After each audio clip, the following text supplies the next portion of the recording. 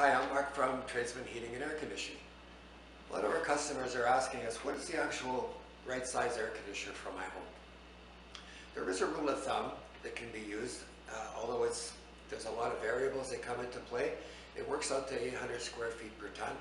And in this video, I'm going to show you some of those variables so that you can get kind of a feel for what's involved.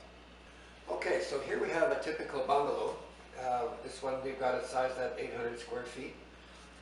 And usually the basement is not included in the calculation because there isn't that much heat gain since it's below grade. You can see we've got a tree on the side here, so depending on the time of day and how much the sun is affecting the heat gain of the home, you know, here if the morning sun is coming up and you've got some shrubbery or another building here, then the sun isn't going to be coming in through the window. Whereas in the afternoon here, you're going to get more heat gain because the sun is actually coming in where there's glass. So even at 800 square feet, you know, as an average, 1 ton of air conditioning should handle this no problem.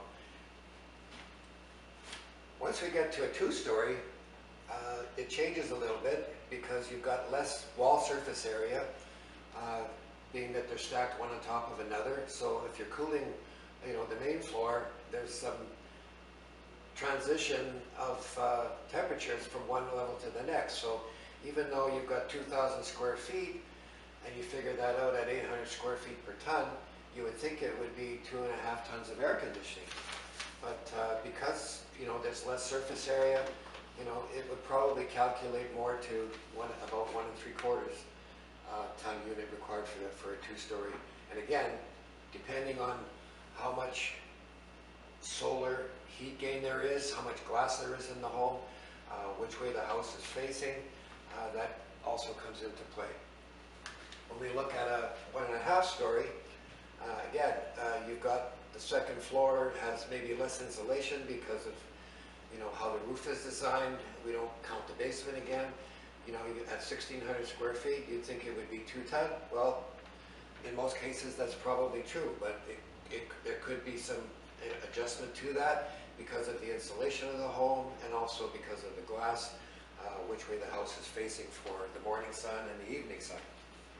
You know, getting over to a multi-level split, again, it becomes, you know, here we've got 800 square feet for each space. We're not counting the basement.